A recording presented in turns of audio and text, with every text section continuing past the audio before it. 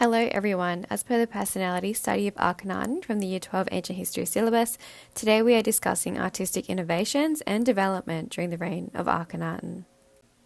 Our focus today is to understand the development of artistic styles during the reign of Akhenaten, and we'll be looking at four distinctive periods. These are the initial Amarna period, the early Amarna period, the middle Amarna period, and the late Amarna period. The learning outcomes, according to the New South Wales Ancient History Syllabus, are to account for the nature of continuity and change in the ancient world and to analyse and interpret different types of sources for evidence to support an historical argument. To begin, what do we mean by Amarna art? We are talking about a very distinctive style of art that originates from the reign of Akhenaten and which continues until the reign of Tutankhamun, or the end of the Amarna period. Stylistically, it is very different, featuring exaggerated elongated faces, angular jawlines, full lips, curved bodies, and more naturalistic elements. The development of this style is also quite rapid in ancient Egyptian terms and changed over a short period of time. From the reign of Amenhotep III to Akhenaten, we see a huge shift. Compare the statues on the slide, which depict Amenhotep III on the left and his son Akhenaten on the right. You can see a lot more definition and elongation in the face of Akhenaten compared to his father. Although art did evolve quite rapidly, it is important to understand that naturalism does have its origins in the reign of Amenhotep III, as evident in the tomb of the vizier Ramose, though Akhenaten transformed this naturalistic focus and it became more exaggerated and eccentric. Furthermore, Amarna art itself is not static. It did not just transform into one style which is maintained throughout his reign. According to Cyril Aldred, there are three distinctive phases of art that we can identify throughout the reign of Akhenaten, not including the first 2 years in which Amenhotep IV adhered to traditional artistic styles. So what are the phases that Aldred identified?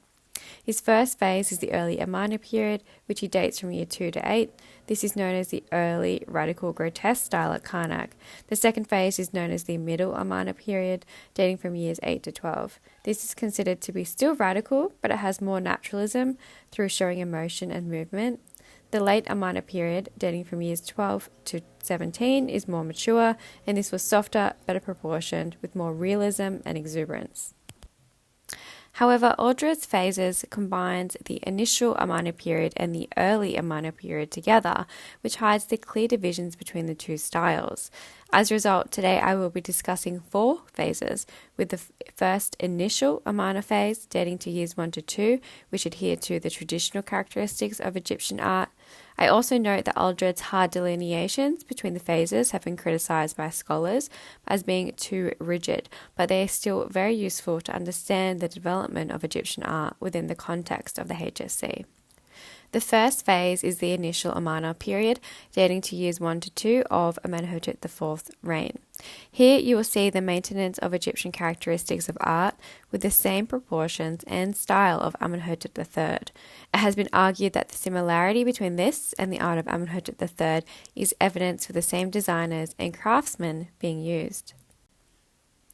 Another example is the smiting scene of Amenhotep IV, which contains the hallmarks of traditional smiting scenes at Karnak from the third pylon.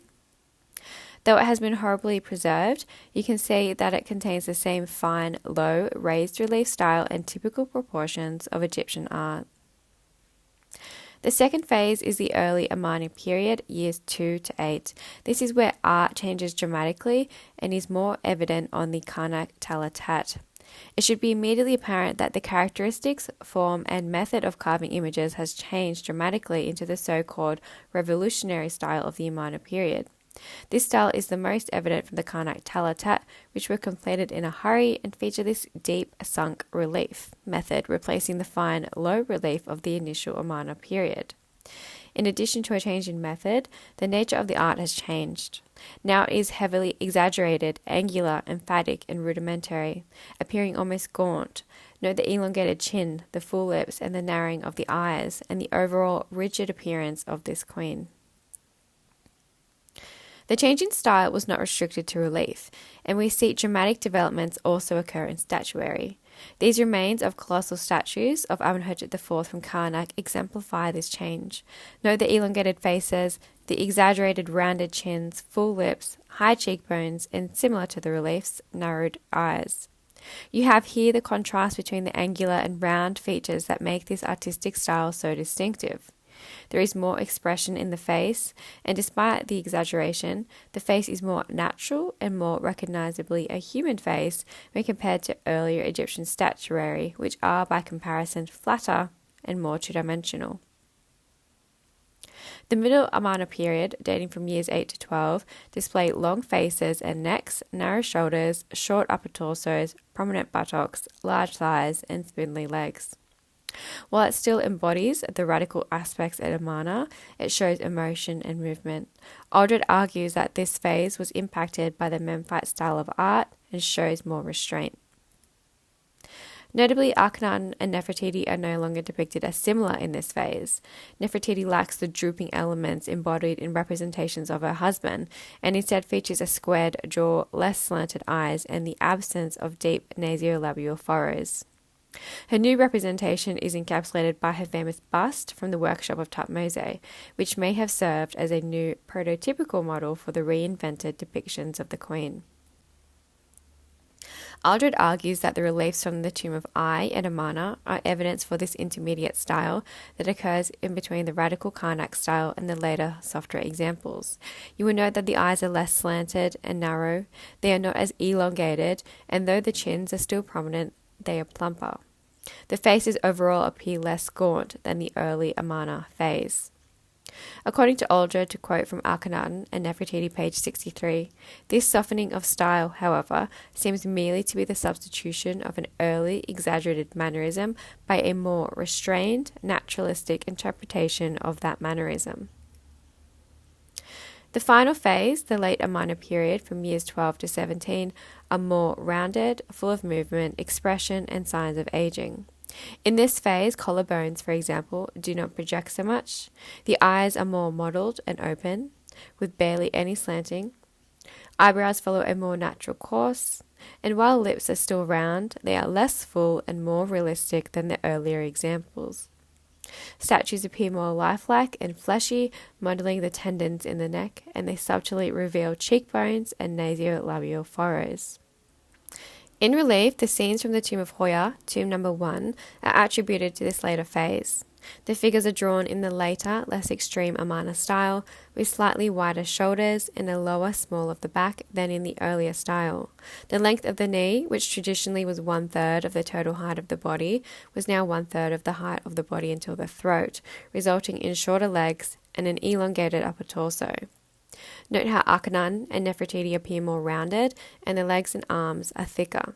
The buttocks is less prominent, and overall, the angular style of the early Amarna phase has all but disappeared. In summary, I hope that this has given you a good understanding of the development of art during the reign of Akhenaten. First, we have the initial Amarna phase, in which the artistic styles follow that of Amenhotep III.